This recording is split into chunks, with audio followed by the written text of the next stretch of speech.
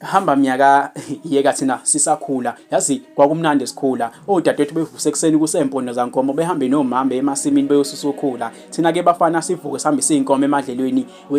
hamba mnyaka ke yeka thina sisakhula yazi kwakumnandi sikhula ukukhula komuntu namhlanje sekukhula kweinkinga zakhe empilweni yazi kwakumnandi ngalezi ayikhathi ngoba sasikwazi ukuyonana kwamakhelwane mangabe siphelele ukuthize ekhaya okukudla namhlanje ke sekuvalwa amawindi sibonakala siza lena kude kuthiwa phuthuma uyovala umnyango kanye namakhethenisi nangulo mntwana kwamakhelwane oyisidina uzosimoshela ukudla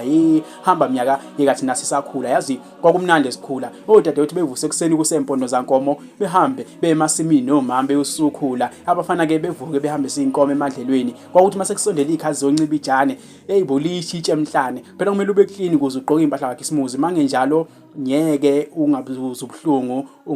ungayigqokile impahla yakhe isimuzi kwakumele uzubuhlungu ukuze ugqoke impahla yakhe isimuzi ngaleza ikhathi ke esikoleni intombi yakho kwakuyintombi yakho ngisho ngeyona intombi yakho ngoba ekengeni ke wakwazi ukuqama manga ukuthi lena intombi yakho indaba yayisiqala mase bekudonsa ngezandla bekuhambisa kuyona befuna ukuyibuza ukuthi intombi yakho ngoba ngisho ungakafiki kuyona wawuvela uyiphunyukele genge ukuthi genge kanti kahle mina bengiqamba manga lena kuyona intombi yami hamba mnyaka yeka thina sisakhula kwakumnandi sikhula ngaleza ikhathi odadewethu bevuse ekseni kusempondo zankomo behanjiswe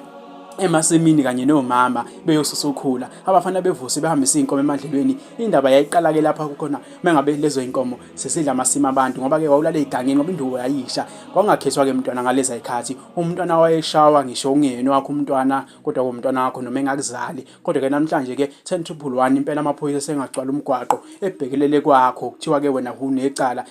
hamba mnyaka yeka thina sisakhula ngaleza ikhathi kwakumnandi sikhula hayibo odadewethu bevuse ekseni kusempondo zankomo behambe nomama bemasimini beyosusa ukhula abafana ke bevuse behambisa inkomo emadlelweni kwakumnandi ngalezi ikhathi sidlala omacashelana imidlalo yahlukahlukene hayi namhlanje ngoba sisakwazi ukuhlebana izidakamizwa kanye nokuhlukahlukene ize selangcono yeka ngalezi ikhathi uhulumeni wethu sasisebenzela kwangempela hayi lo namhlanje ngoba sekukhona icorruption sekusebenza iconnection imisebenzi omkhulu noba babethu besasebenza noma bebehola amakinati kodwa ke kwasikhona ukuphila namhlanje ke